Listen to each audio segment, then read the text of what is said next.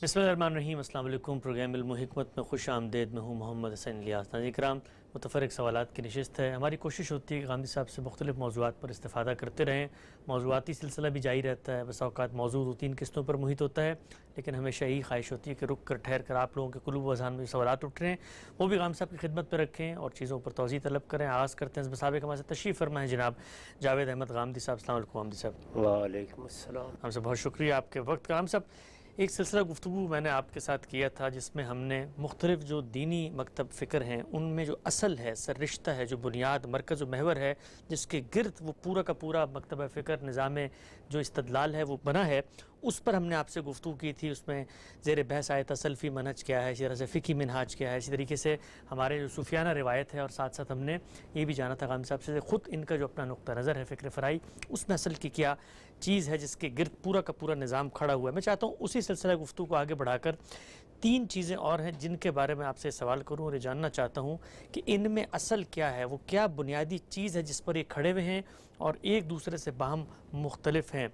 मज़हब, साइंस और फ़लसफ़ा, इन तीनों में असल की हैसियत किस चीज़ को हासिल है, और क्या कोई मुश्तरका ऐसा निज़ाम भी है कि जहाँ पर ये दोनों एक ही जगह पर जमा हो सकते हैं? इनके दायरे अलग अलग हैं, इनका तरीक़े इस्तेदलाल भी अलग है, और ये जिन मकासद को पेश नज़र रख कर इल्म को वजूद पजीर करते हैं उसमें भी बड़ा फ़र्क है, और ये होना चाहिए। अब मिसाल के तौर पर एक शख्स हयातियात का आलिम है, दूसरा आदमी नबातात का आलिम है, तीसरा आदमी जमादात को समझने की कोशिश करता है, तो उनके मिनहाज में कुछ फ़र्क वाक़ हो जाएगा, उनके अहदाफ भी मुख्तलिफ हो जाएंगे, वो जिस तरीके से चीज़ों को देखेंगे उसमें भी हो सकता है कि तर्ज़ अमल एक जैसा ना हो। मैं जब ये कहता हूँ कि अलग अलग है तो ज़ाहिर है कि उसमें बड़ी चीज़ मकसद है। साइंस के पेश नज़र तो ये होता है कि ये आलम जिसमें हम इस वक्त मौजूद हैं, हमें इसको समझना है। ये एक मादी आलम है, हमारे हवास इस आलम का मुशाहदा करते हैं, हमारे हवास बातनी भी हैं, हमारे हवास ज़ाहिरी भी हैं। हम इस आलम का मुताला करते हुए इसमें जो कवानीन कार फरमा हैं उनको दरियाफ़्त करेंगे, इल्लत व मालूल के रिश्तों को समझने की सही करेंगे। जब वो कवानीन दरियाफ़्त हो जाएंगे तो उसके लाजमी नतीजे के तौर पर कुछ अक़ली तकाज़े पैदा होंगे। अक़ल तो हर जगह काम करेगी, यानी वो जब इदराक पाया तकमील को पहुंच जाता है, यानी हम जिसको फ़हम कहते हैं या अंडरस्टैंडिंग कहते हैं, वो वजूद में आ जाती है, तो वो लाजमी तौर पर उसमें असल व फ़रा के ताल्लुकात तलाश करना शुरू कर देती है। वो हर इल्म में अपना ये किरदार अदा करती है, उसको किसी जगह भी नहीं रोका जा सकता, क्योंकि उसका वजीफ़ा यही है। इंसानी अक़ल अल्लाह ताला की बहुत बड़ी नेमत है, वो दी ही इसलिए गई है कि जो कुछ उसको आप फ़राहम कर देंगे, जिन हक़ाइक़ से उसको आप आशना कर देंगे, वो आपका फ़हम बन जाएंगे, आपकी बसीरत बन जाएंगे, वो उनमें कुल्लियात तलाश करेगी, वो असल और फ़रू के ताल्लुकात पैदा करेगी, और ये जो उसका वजीफ़ा है ये लाजमी नतीजे के तौर पर इल्म को वजूद पजीर करना शुरू कर देता है, यानी इल्म की नई दुनियाएँ इससे सामने आना शुरू हो जाती हैं। तो इसलिए साइंस असलन हमारे हवास की क़ुव्वत को बढ़ाती है। हवास जिन चीज़ों को अपने इदराक में लाते हैं उनका तज्ज़िया करती है, उनकी तहलील करती है, उनके तज्ज़िया और तहलील से फिर उसी तरह अक़ली नताइज निकालती है। हमारे यहाँ जिस नज़रिए को बहुत फ़रोग़ हासिल हुआ है और जिस पर एक तरह से उलूम की बुनियाद रख दी गई है, वो नज़रिया इर्तिक़ा है। अगर आप गौर करके देखें तो नज़रिया इर्तिक़ा में क्या है, यानी वो शवाहिद जो हमारे सामने आ गए हैं जिनको अब हम तजर्बे और मुशाहिदे से गुज़ार सकते हैं, यानी वो अगर हमारे सामने हैं तो उनका जायज़ा ले सकते हैं, अगर वो हमारे सामने नहीं है तो हम उन चीज़ों का मुशाहिदा करके उनको तजुर्बात से गुज़ार के अपने सामने मालूमात की एक दुनिया पैदा कर सकते हैं। जब वो पैदा हो जाती है तो अब अक़ली इस्तिंबात शुरू हो जाता है, यानी हम कहते हैं कि अगर ये चीज़ इस तरह से है तो फिर इसका नतीजा ये होना चाहिए, ये चीज़ इस तरह से है तो फिर इसका नतीजा ये होना चाहिए। गोया अक़ल जिन चीज़ों को लाजिम करती है, जिन चीज़ों को वाजिब करती है, वो उसके साथ मिलकर साइंसी नज़रियात کہ وجود پذیر کرنے کا باعث بن جاتے ہیں۔ پھر تحقیق ہوتی ہے، پھر ان کی مزید تجربات اور شواہد سے تصدیق ہوتی رہتی ہے، اور اس طرح معاملہ آگے بڑھتا رہتا ہے۔ اس میں جو نظریات قائم کیے جاتے ہیں، جو نتائج نکالے جاتے ہیں، وہ بارہا، جس طرح کہ اس سے پہلے بھی ہم ایک گفتگو میں عرض کر چکے ہیں کہ ایک نوعیت کی تعمیم سے اخذ کر لیے جاتے ہیں۔ یعنی استقراء میں چونکہ جنرلائزیشن ہوتی ہے، آپ نے بہت چیزوں کو دیکھا ہے، مختلف نسلوں میں دیکھا ہے، لوگوں سے سنا ہے، اس کی بنیاد پر آپ یہ کہہ دیتے ہیں کہ یہ چیز اس طرح ہے، یا تمام چیزیں اس نوعیت کی ہیں۔ جیسے تمام انسان فانی ہیں، تمام کوے سیاہ ہیں۔ ظاہر ہے کہ یہ کیا چیز ہے؟ یہ وجوب عادی ہے، یعنی ہمارے سامنے بے شمار چیزیں آئی ہیں، ان سے ہم نے ایک نتیجہ نکال لیا ہے۔ ہو سکتا ہے، یہ امکان اس میں مانا جاتا ہے کہ کوئی ایک چیز اس سے بالکل مختلف سامنے آ جائے۔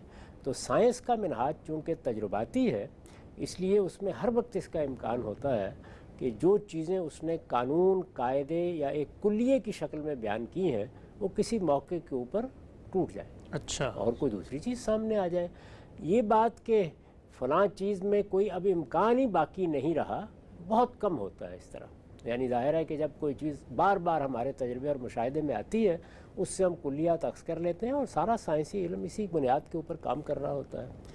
فلسفے کا معاملہ یہ ہے کہ وہ سر تسر عقلی نتائج پر غور کرتا ہے، یعنی ہماری عقل جس طریقے سے کام کرتی ہے، اس کو اندر اتر کے دیکھتا ہے کہ وہ کیسے کام کرتی ہے، کیا چیزیں عقل کا معروض بن سکتی ہیں، اور جب ان پر وہ غور کرتا ہے تو اصل میں تو منہاج سائنسی ہے، لیکن سائنسی منہاج میں مشاہدے اور تجربے سے جو کچھ حاصل ہو رہا ہوتا ہے، اسی پر تمام استدلال مبنی ہوتا ہے۔ فلسفہ کبھی کبھی اس سے بلند ہو کے استدلال کرنا شروع کر دیتا ہے، تو اس لیے اس کے منہاج میں ایک برتری پیدا ہوتی ہے، جس کا اگر آپ تحلیل کر کے جائزہ لیں تو بعض اوقات وہ بالکل توہم پرستی ہوتی ہے، بعض اوقات اس میں کوئی حقیقت نہیں ہوتی، اس کے تمام لوازم جمع کر لیے جاتے ہیں لیکن اس کی کوئی بنیاد نہیں ہوتی۔ اسی لیے فلسفیانہ تصورات پر تنقید ہوتی رہتی ہے، اور لوگ نئے نئے پہلوؤں سے ان کو پیش کرتے رہتے ہیں، لیکن وہ ایک بڑا کام کرتے ہیں، اور وہ یہ کہ عقلی استدلال کیا چیز ہوتی ہے، عقل میں مقدمات کیسے قائم کیے جاتے ہیں، ان سے نتائج کیسے نکالے جاتے ہیں، ان نتائج کی ترتیب کیا ہوتی ہے، قضایا کیسے وجود میں آتے ہیں، یہ ان کا ایک بڑا کام ہے۔ اور خاص طور پر منطق، جس کا ریاضی سے بھی تعلق ہے، سائنس سے بھی اب تعلق پیدا ہو گیا ہے، تو وہ یہ ایک بڑا کنٹریبیوشن ہے۔ ظاہر بات ہے کہ جن لوگوں نے ابتدا کی تھی وہ فلسفی تھے، ان فلسفیوں کے کام کے نتیجے میں سائنس بھی ایک علم کے طور پر ڈیولپ ہو کے پیدا ہوئی۔ اصلاً وہ لوگ کائنات کیا ہے، اس کی حقیقت کیا ہے، اس کے پس منظر میں کیا ہے، یہ کس طرح وجود میں آئی، انہی چیزوں پر غور کرتے تھے۔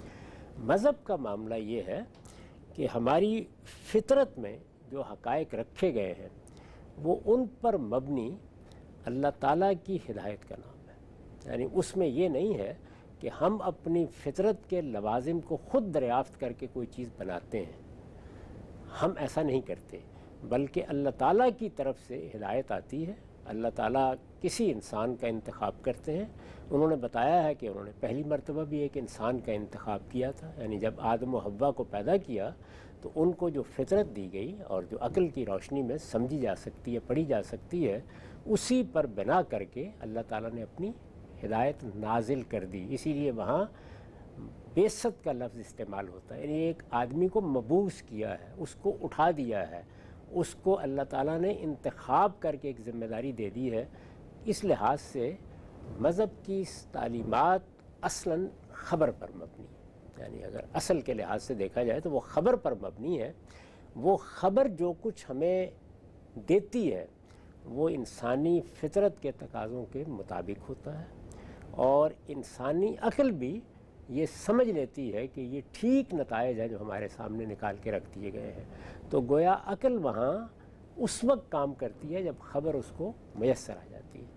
یہ مذہب کا دائرہ ہے۔ مذہب کے دائرے میں وہ چیزیں زیر بحث نہیں آتی۔ مثال کے طور پر ہمیں یہ تحقیق کرنی ہے کہ اس دنیا میں کیا قوانین کار فرما ہیں، کیا ضابطے ہیں، اس میں کلیات کیسے بنتے ہیں، ان کو بنا کے ہم نتائج کیسے نکالیں گے، اس سے سماجیات پہ کیا اثر پڑے گا، اس سے نفسیات کے کیا قواعد سامنے آئیں گے، حیاتیات کا علم کیا، یہ مذہب کا موضوع ہی نہیں ہے۔ فلسفے کے موضوعات یہ سب تھے، لیکن بتدریج جو موضوعات اس کی بھی اصل دلچسپی کا باعث بنے وہ اخلاقیات کا موضوع ہے، اس لیے کہ اس میں انسان جاننا چاہتا ہے کہ میرے اخلاق کی وجود کی بنا کیا ہے، کیا یہ محض سماجی تشکیلات ہیں جن کو ہم اخلاقیات کہتے ہیں، یا میرے اندر کوئی ودیت حقیقت ہے یا الہام کر دی گئی ہے؟ تو یہ ایک بڑا موضوع ہے۔ اسی طرح ما بعد الطبیعت، یعنی اس طبعی عالم سے ماورا کیا کوئی عالم ہے؟ وہ عالم کیا اس وقت بھی موجود ہے؟ اس عالم کے اس کے ساتھ کیا تعلقات پیدا ہوتے ہیں؟ تو یہ چیز اس کا زیادہ موضوع بنتی ہے فلسفے کا۔ مذہب کا معاملہ یہ ہے کہ وہ اللہ تعالیٰ کی طرف سے دی جانے والی خبر ہے، اور وہ خبر ہے جو پھر لوگوں کو یہ بتاتی ہے کہ اب تم جو عقلی تقاضے پیدا کر رہے تھے اس پر جانچ پرکھ کے اس کو دیکھ لو، یہ ٹھیک اس کے مطابق ہے، اور تمہاری فطرت میں جو چیز بالاجمال ودیت کی گئی تھی یہ اسی کی تفصیلات کا نام ہے۔ تو یہ دائرہ ہے۔ لیکن خود مذہب کا مقصد کیا ہے؟ کیا اس کائنات کو سمجھانا؟ کیا اس کے قوانین دریافت کرنا؟ کیا ایجادات کا سلیقہ پیدا کرنا؟ کیا سماجیات، سیاسیات کے بارے میں انسان کی رہنمائی کرنا؟ ہرگز نہیں۔ مذہب کا موضوع یہ ہے کہ وہ انسانوں کو یہ بتائے کہ یہ دنیا جو تمہیں دی گئی ہے اس پر دنیا ختم نہیں ہو رہی، اس کے بعد ایک نئی دنیا آنے والی ہے، اس میں تم کو اپنے پروردگار کے سامنے پیش ہونا ہے، اس پیشی کے لیے کیا چیزیں مطلوب ہیں، یہ مذہب کا موضوع ہے۔ اس لیے جو لوگ مذہب پر گفتگو کرتے ہوئے یہ کہتے ہیں کہ پیغمبروں نے دنیا کو کیا دیا ہے، انہوں نے کوئی ایجاد کر کے دے دی ہے، کوئی حیاتیات کے حقائق بیان کر دیے ہیں، کیا لوگوں کو یہ بتا دیا ہے کہ وہ فلاں معاملات میں اپنے مسائل کیسے حل کریں گے، کیا انہوں نے کوئی معیشت میں رہنمائی کر دی ہے، کیا معاشرت میں رہنمائی کر دی ہے؟ تو یہ جتنی چیزیں بھی لوگ بالعموم بیان کرتے ہیں وہ اصل میں مذہب کا موضوع سمجھنے سے قاصر رہے ہیں۔ مذہب کا موضوع یہ چیزیں نہیں ہیں۔ اس لیے میں نے کہا کہ ان تینوں کے دائرے الگ الگ ہیں۔ یعنی فلسفہ یہ دیکھے گا کہ انسانی عقل جن نتائج کو اخذ کرتی ہے اس پورے عمل کو نہ صرف یہ کہ دیکھا جائے، اس میں انضباط پیدا کیا جائے، اس کے قاعدے بنائے جائیں، اس میں کیا چیزیں معروض ہیں، کیا چیزیں موضوع ہیں، ان کو بنیاد بنا کر انسانی علم کو آگے بڑھنے کا موقع دیا جائے۔ سائنس اس کے بالکل برخلاف اس دنیا پر اپنی توجہات مرکوز کرے گی، تجربے اور مشاہدے سے جو کچھ حاصل ہوتا ہے اس کو سامنے رکھے گی، پھر عقلی استنباط کی طرف جائے گی، اور پھر اس کے بعد کلیات بنا کر، قوانین بنا کر ایجادات میں داخل ہو جائے گی۔ تو اس لحاظ سے اگر دیکھا جائے تو ان میں کچھ آپس میں تعلق بھی ہے، لیکن ان کے دائرے بالکل الگ الگ ہیں، اور یہ اپنے دائروں ہی میں کام کریں تو اس سے خیر و صلاح پیدا ہوتا ہے۔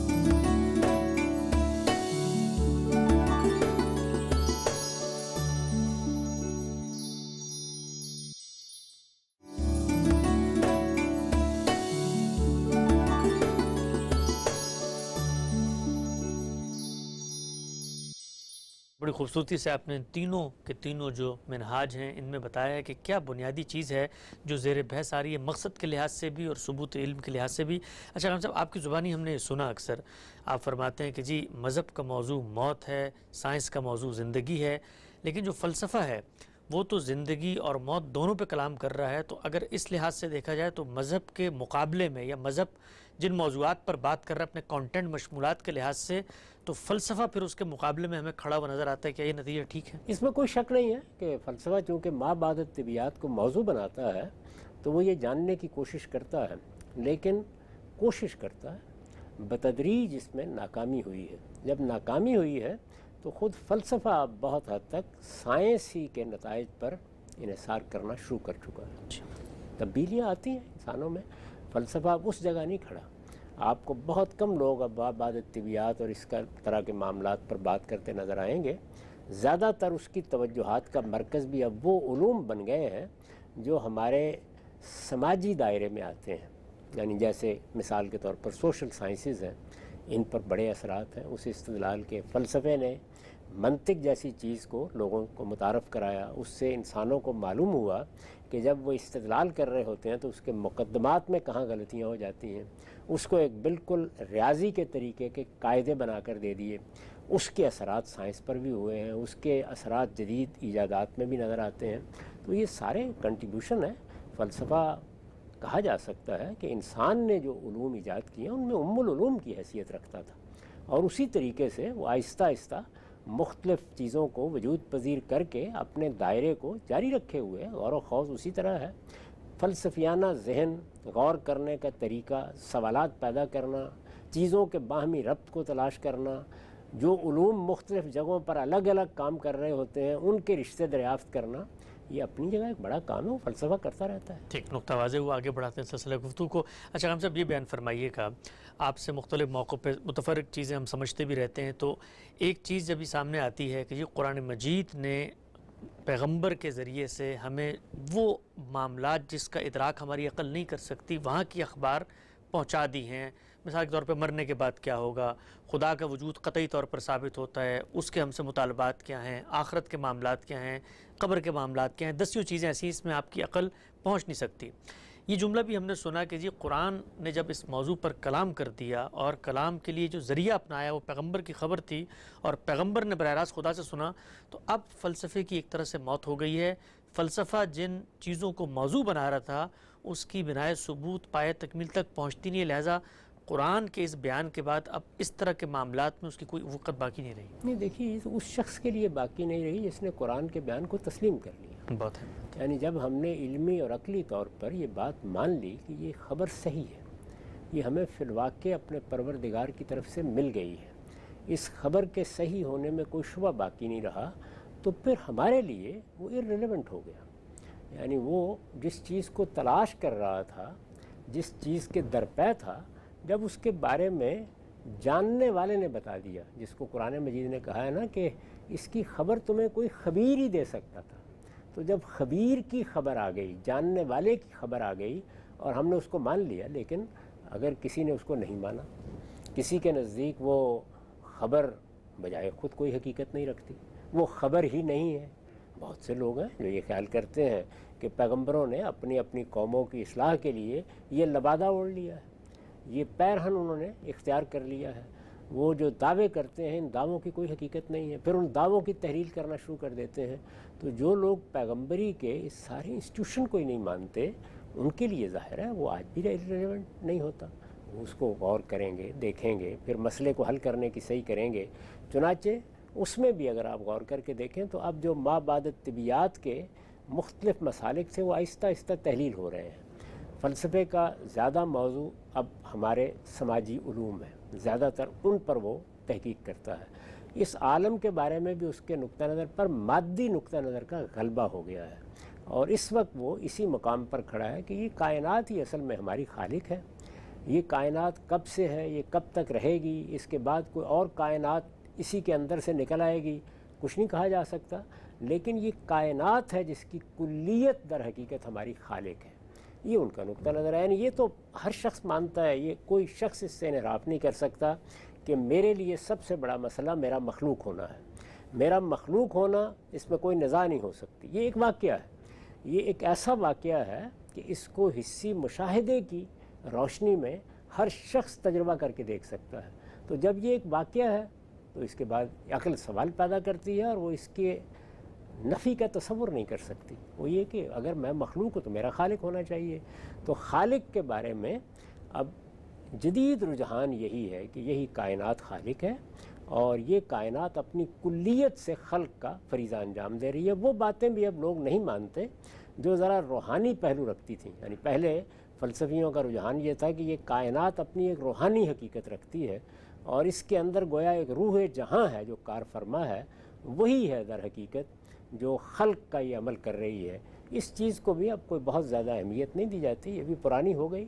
اب زیادہ تر یہی استدلال کیا جاتا ہے کیونکہ مادی علوم کا اس وقت غلبہ ہوا ہے اور ہوتا چلا جا رہا ہے، اور ایسا ہونا ہی تھا کیونکہ انسان اس مادی کائنات کو جب اپنے حواس کے ذریعے سے اپنے فہم کا معروض بنا لیتا ہے تو اس کے بعد پھر یہی ہوتا ہے جو ہونا چاہیے، اور یہ ہو رہا ہے، بالکل درست ہو رہا ہے۔ میرے خیال میں جلد یا بدیر دو ہی علم باقی رہ جائیں گے، سائنس اس کو باقی رہنا ہے، اور مذہب جو بہرحال خدا کی خبر پر مبنی ہے۔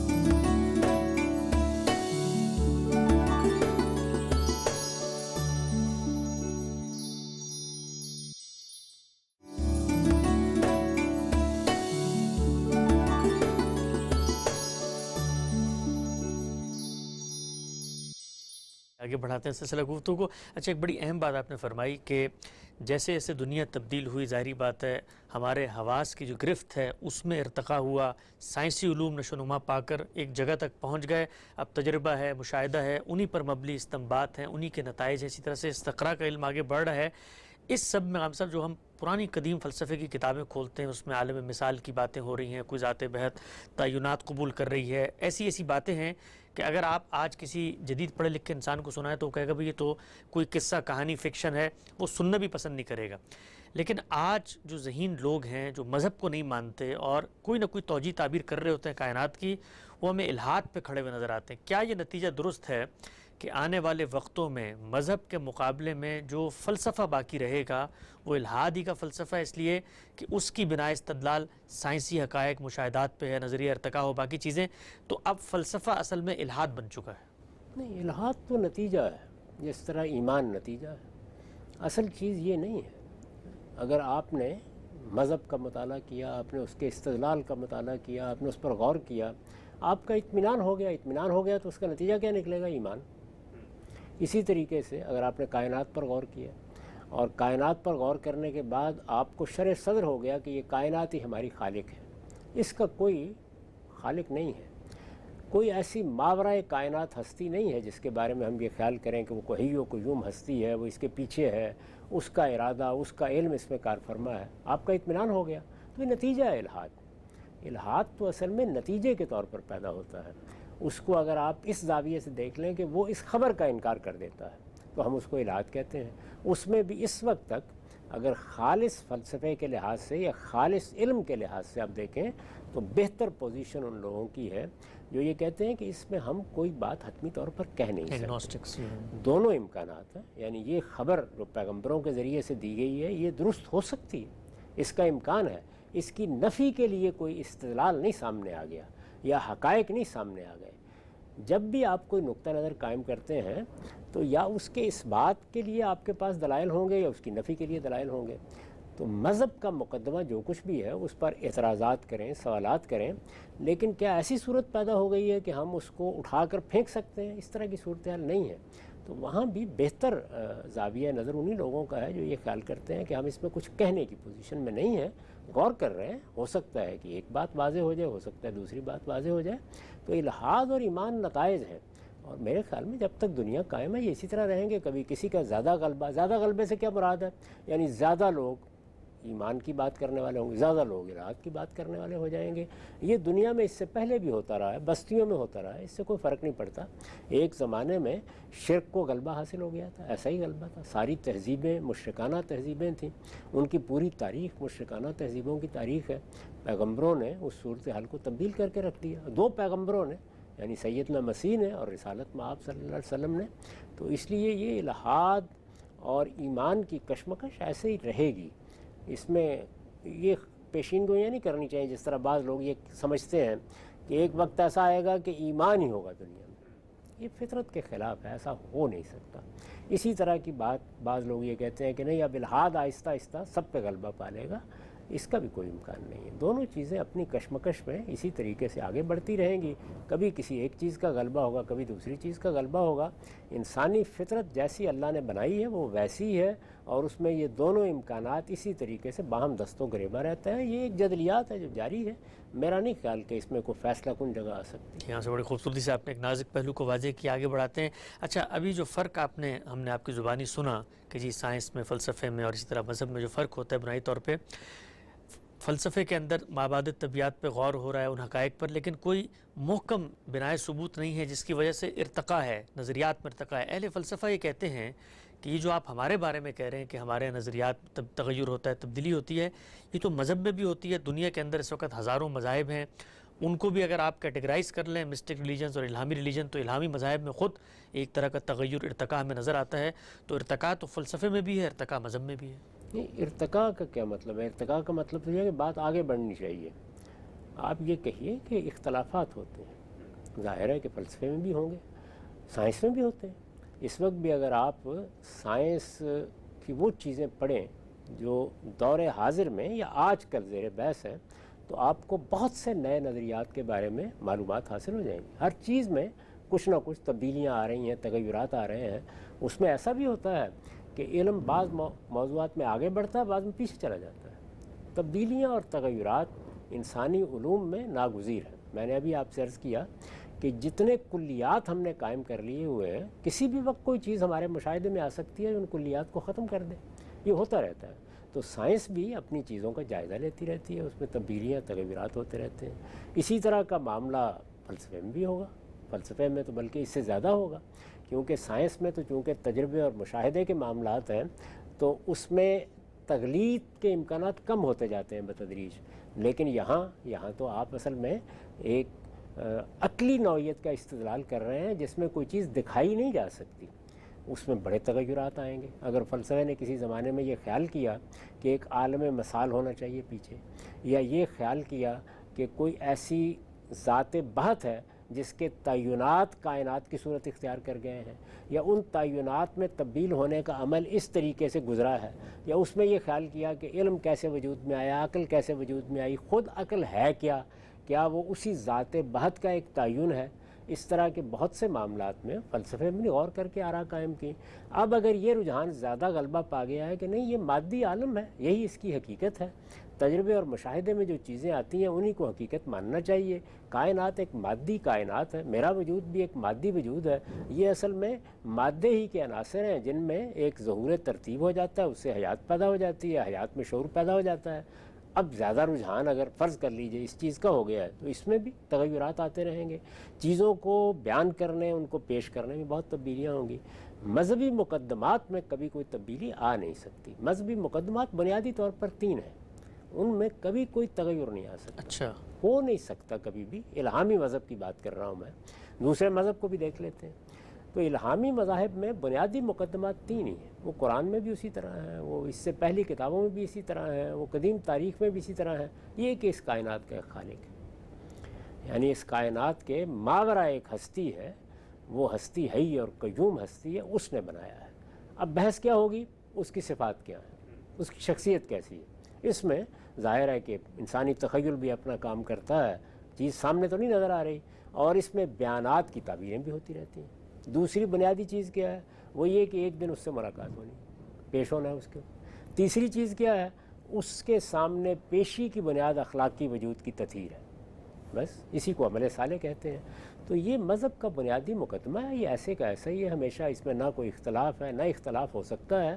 جس چیز میں اختلاف ہوگا وہ کیا چیزیں ہوں گی، آخرت کیا ہے، وہاں پر کیا معاملات پیش آئیں گے، وہ کوئی اسی طرح کی دنیا ہے، وہ اس سے کوئی مختلف دنیا ہے، وہ کوئی روحانی دنیا ہے، وہ بھی اسی طرح کوئی مادی دنیا ہے۔ اسی طرح ذات باری کی صفات کی نوعیت کیا ہے، اس کو سمجھنا چاہیے۔ اللہ تعالیٰ اگر کوئی اللہ تعالیٰ ہے تو کیا وہ کوئی حی قیوم ہستی ہے، کیا وہ محض ایک قانون ہے، کیا وہ محض ایک ضابطہ ہے، یہ تصور کی باتیں ہیں۔ تو یہ جتنی چیزیں ہیں ان میں لوگ اختلافات بھی کرتے رہتے ہیں، باقی جہاں تک مذہب کے مبادی کا تعلق ہے وہ یہ 3 ہی چیزیں ہیں، اس میں کبھی کوئی اختلاف نہیں ہوتا۔ اس کے بعد جو کچھ آگے پیش آتا ہے وہ اسی طرح ایک انسانی علم ہے، جس طرح سے ہمارے علوم ہیں، ہم بھی اسی طریقے سے اپنے قانون پر غور کرتے ہیں، اللہ تعالیٰ کی ہدایت پر غور کرتے ہیں، اس میں اہل علم کے مختلف مسالک بھی بنتے رہتے ہیں، اور میرا خیال ہے یہی انسان کا حسن ہے، وہ اسی طریقے سے چیزوں پر غور بھی کرتا ہے۔ بنیادی مقدمات طے ہیں، اس کے مقابل میں صوفیانہ مذاہب ہیں۔ صوفیانہ مذاہب کی بنیاد بھی بالکل ایک قاعدے پر ہے، اور وہ یہ ہے کہ انسان بعض ایسے اعمال اختیار کر سکتا ہے یا ایسی بعض ریاستیں کر سکتا ہے جس سے اس کا تعلق براہ راست پیدا ہو جاتا ہے، حقیقت کو دیکھ اور وہ حقیقت کو جان سکتا ہے۔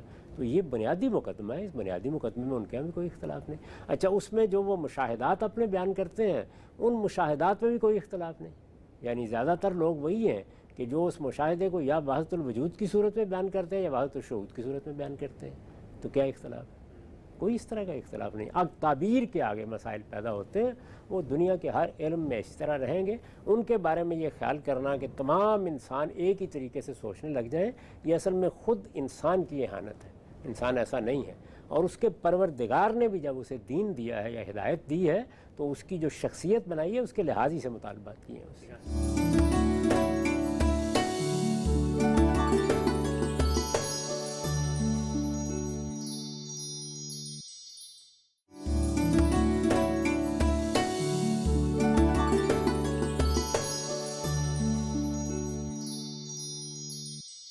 بڑی اہم گفتگو ناظرین کرام جاری ہے، آگے بڑھاتے ہیں سلسلہ گفتگو کو۔ اچھا یہ بتائیے گا غم صاحب، یہ جو فلسفہ ہے ان کے جو حاملین لوگ ہیں وہ مذہب پر ایک بڑا اعتراض کرتے ہیں کہ جی فلسفے نے سوسائٹی کی تعمیر کا کام کیا ہے، چاہے وہ ایتھکس کی بحثیں ہوں، موریلٹی کی بحثیں ہوں، وجود کی بحثیں ہوں، سوسائٹی کی بحثیں ہوں، نظم اجتماعی کی بحثیں ہوں، جو بحثیں انسان سے متعلق ہوتی ہیں اس میں تعمیر کا کام ہوا ہے، سماجی سائنسز کا ارتقاء ہوا ہے، اس کی آج ہم ماڈرن اسٹیٹ کی صورت میں دیکھ سکتے ہیں ڈیولپمنٹ۔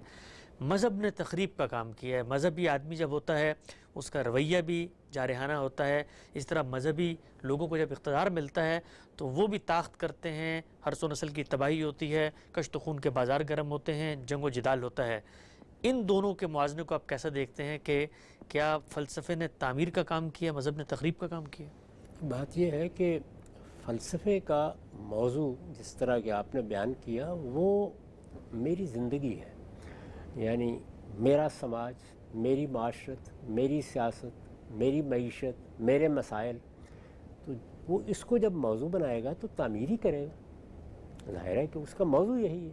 اسی طرح سائنس اصلاً کیا کر رہی ہے، اس کائنات کو سمجھے، اس کے قوانین کو سمجھے اور لوگوں کے لیے سہولت پیدا کرے، وہ کرے گی، وہ بھی تخریب کا کام کرتی ہے، لیکن اصلاً تو اس کا یہ مقصود نہیں ہے۔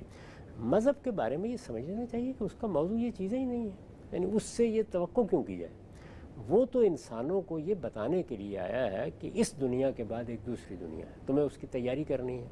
اب رہ گئی یہ بات کہ اس کے نتیجے میں تخریبی لوگ پیدا ہو جاتے ہیں، مارنے کے لیے نکل کھڑے ہوتے ہیں، لوگوں کے خلاف اقدامات کرتے ہیں، اس میں کوئی شک نہیں کہ ایسا ہوا ہے۔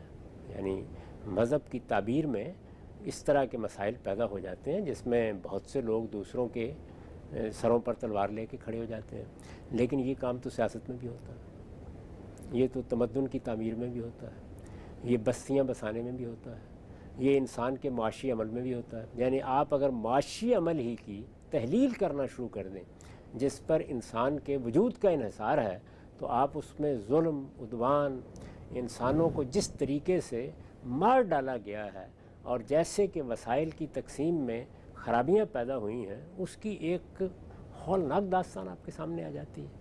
یعنی انسانوں کو مارنے کا صرف ایک ہی طریقہ نہیں ہے کہ بم چلا دیا جائے، ان کے مارنے کے لیے جو نظم آپ بناتے ہیں، جس طریقے کے معاشی اصول آپ قائم کرتے ہیں، معیشت کو جس طریقے سے کام کرنے کے مواقع دیتے ہیں، تو یہ ذرا دیکھیے کہ خود کارل مارکس نے جب اس کے خلاف احتجاج کیا ہے اور یہ چاہا ہے کہ انسانوں کو کسی دوسری دنیا میں لے جایا جائے، تو وہ کیا چیز تھی جس کے خلاف احتجاج کیا؟ وہ مذہب تو نہیں تھا، وہ اصل میں معیشت کے وہ عوامل تھے جو دنیا میں کار فرما ہے۔ سائنس، اس کی تخریب کاریوں کی بھی ایک داستان ہے۔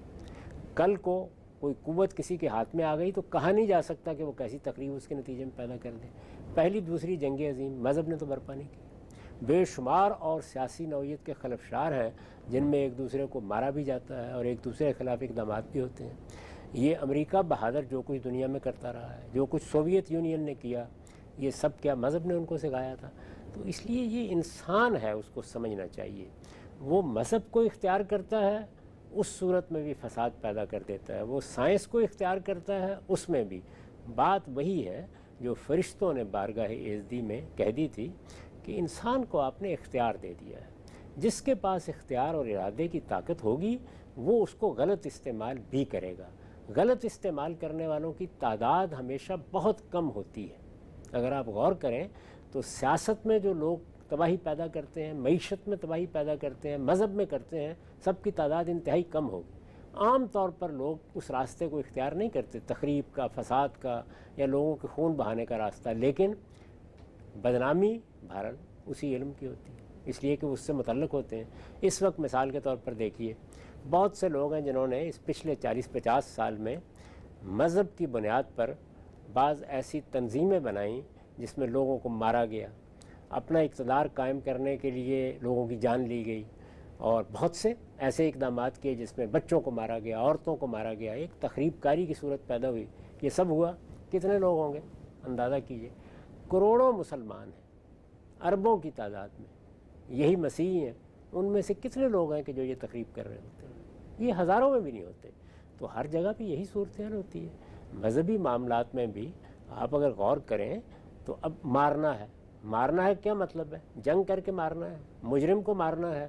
یہ کون ہے جو آج کہے گا کہ اس کے اوپر پابندی لگائی جا سکتی؟ یہی کریں گے نا کہ جنگ کے مقاصد طے کریں گے، کب کرنی چاہیے، یعنی دنیا نے اس وقت یہ فیصلہ کر لیا عقلی اور علمی طور پر، اور فلسفے نے بھی ان کو بتا دیا ہے کہ دنیا میں جنگ کے امکانات ختم ہو گئے۔ ابھی تو ہم اپنے ہوش میں کتنی جنگیں دیکھ چکے ہیں، ابھی جاری ہے یوکرین اور بڑی تباہ کاریاں دیکھ چکے ہیں، اس وقت بھی یوکرین میں جاری ہے۔ تو ہر جگہ یہ چیز ہو رہی ہوتی ہے، لیکن یہ بہت تھوڑے لوگ ہوتے ہیں یہ کر رہے ہوتے ہیں۔ دنیا میں بحیثیت مجموعی امن، سلامتی، خیر، اس کا غلبہ ہوتا ہے۔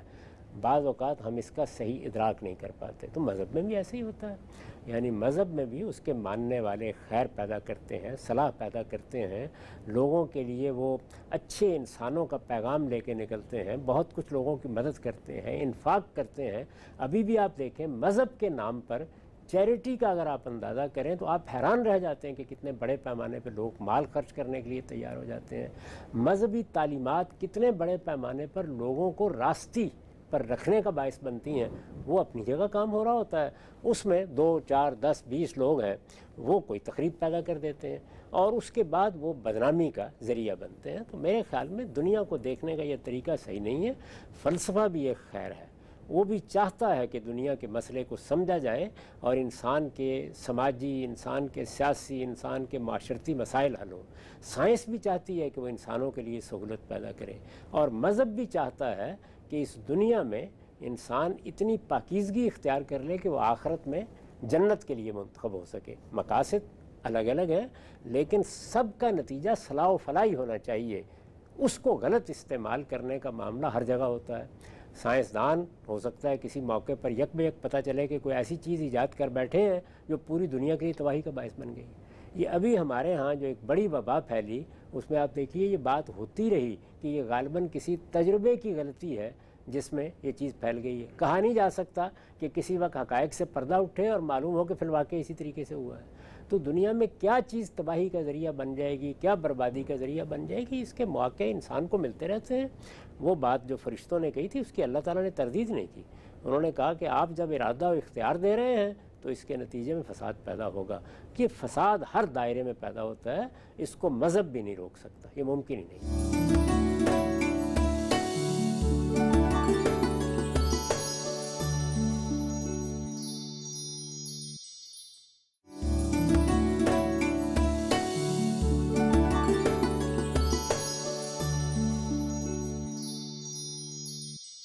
بڑی عمدگی سے آپ نے اس پورے قضیے کو واضح کیا۔ آگے بڑھاتے ہیں، چند آخری سوالات آپ کی خدمت میں رکھتے ہوئے یہ بیان کیجئے گا۔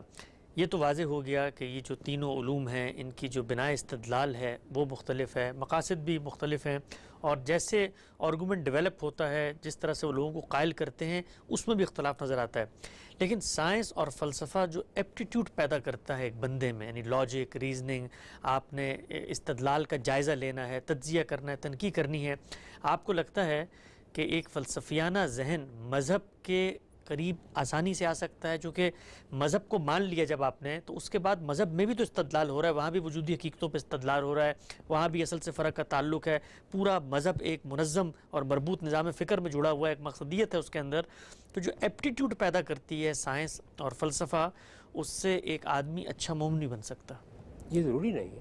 اچھا، بالکل ضروری نہیں ہے۔ اس کی وجہ یہ ہے کہ سائنس بڑی قیمتی دولت ہے، اس کے نتیجے میں کتنی سہولتیں ہمارے لیے پیدا ہوئی ہیں۔ تجربات، مشاہدات نے کیا کچھ انسان کو دیا ہے، کتنی بیماریوں کے علاج دریافت ہو گئے ہیں۔ سرجری بجائے خود ایک بہت بڑی نعمت ہے انسان کے لیے۔ ہم جب پرانے زمانے کے معاملات دیکھتے ہیں تو رونگٹے کھڑے ہو جاتے ہیں کہ انسان ان تکلیفوں کا کیا کرتا ہوگا۔ تو بڑے احسانات ہیں سائنس کے اگر آپ غور کر کے دیکھیں، لیکن یہ کہ اس میں چونکہ انسان اس زندگی کو اصل بنا لیتا ہے، اسی میں غلطان رہتا ہے، اسی کے تجربات، مشاہدات اس کے وجود کا احاطہ کیے رہتے ہیں، تو وہ بعض اوقات اس سے بے نیاز ہو جاتا ہے کہ کوئی موت بھی ہوگی اور اس کے بعد بھی کوئی معاملہ ہوگا۔ تو یہ ضروری نہیں ہے، یعنی اس کے نتیجے میں بعض اوقات بے نیازی اپنی آخری حد میں پیدا ہو جاتی ہے۔ فلسفے کا معاملہ بھی یہی ہے، وہ چونکہ انسان کو یہ سکھاتا ہے کہ وہ چیزوں کی تحلیل کرے، اس تحلیل کے نتائج دنیا میں بھی نکلتے ہیں۔ آخر یہ فلسفیانہ افکار ہیں جنہوں نے موجودہ دنیا کو وجود پذیر کرنے میں بڑا کردار ادا کیا ہے۔ بہت بڑے فلسفی ہیں جنہوں نے انسانی افکار کی تحلیل کی ہے۔ مذہبی لوگوں نے جو استبداد پیدا کر دیا تھا اس کے خلاف جدوجہد کی ہے۔